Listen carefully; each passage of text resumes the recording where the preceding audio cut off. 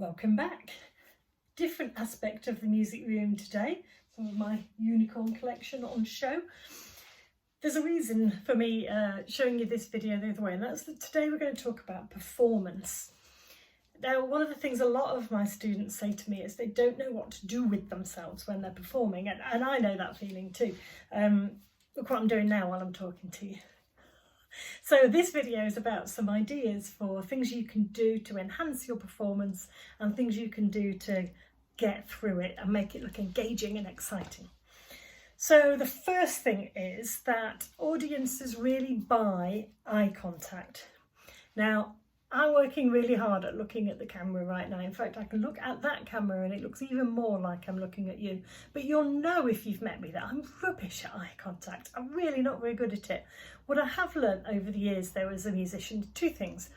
One is, if you look at the bridge of somebody's nose, it looks like you're looking at their eyes. So I am now looking at the bridge of my own nose, which is a bit weird. So that's a way of engaging with people.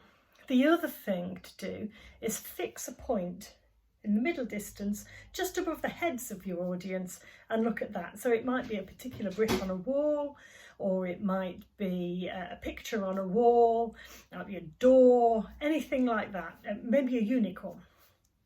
Who knows, there might be one there. And look at that. Now, if you can move that point and look around, it then looks like you're looking at all of your audience as well, and that's even more engaging. So that's where to look. Second thing is what to do with yourself. Now, there are two things about what we do with our bodies when we sing. One is that complete stillness can be a little off-putting because we're not used to seeing people very still, and it looks a little bit strange, doesn't it? And actually it's making me feel quite tense as well. However, if I'm talking to you or singing to you like this, unless I'm singing a particularly dancey number, that can be quite off-putting.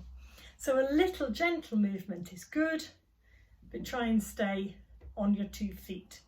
2 reasons. One is that your audience isn't having to follow you around. Second is you can keep your posture in control better if you're standing with both feet on the ground and in the good posture that we know about. So there's standing. Second thing are these. These are both friend and foe in performance terms because we never know what to do with them. I listened to a masterclass once with a chap called Marcus Farnsworth, who's a wonderful singer, and he was talking to a young woman who was singing a song of some kind, and she was the same, didn't know what to do with her hands, and he said to her, and these words have stuck with me, and you'll hear me mention them if we talk about performance: either do something positive with your hands or don't do anything at all. So what he's saying is, if I don't do anything at all, your hands should be by your sides. I don't think they should be behind your back because that is introducing tension here. I don't think they should be in your pockets because that, you can see, messes with your shoulders, and actually when I put them in my pockets, you can't see, but one of my legs has gone slightly sideways as well. So either pockets, none of them.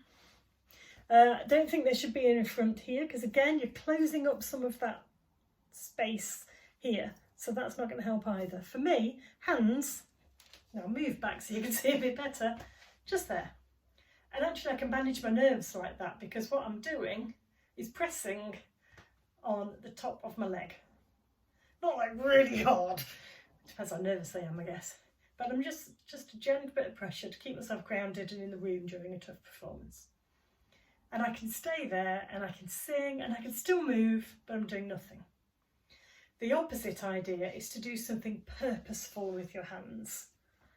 So we don't want to do this. I do this a lot because I'm a very anxious person and I fiddle with my fingers a lot when I'm anxious.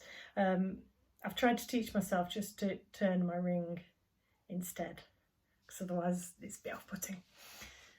So I don't want to be doing that. But what I can do is use my hands to show something to you. I can point at something high, I can talk about something low, I can entice you into what I'm singing.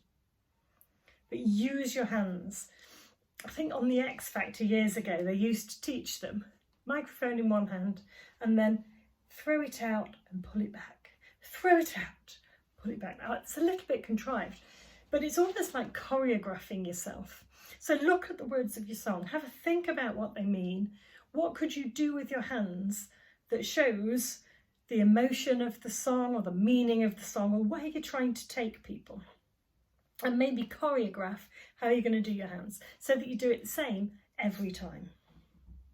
One last thing about performance, and this is the reason that we're here today and not in one of the usual places that I video, and that is this thing here. There is a reason I have a full-length mirror in my music room. It's not because I'm vain and I like to check what I look like, not particularly anyway, but it is that I find it much more helpful to practice in front of a mirror. I can see what I'm doing. If I'm choreographing my hand movements, I can see if I think they work. I can check in on my technique because I can see when I start to stop. As a flute player, I can also see when I'm holding my flute really badly. So worth singing in front of a mirror because you can also get yourself in the eyes and sing to yourself. So really useful having a mirror around to sing into. So hopefully that's given you a few ideas.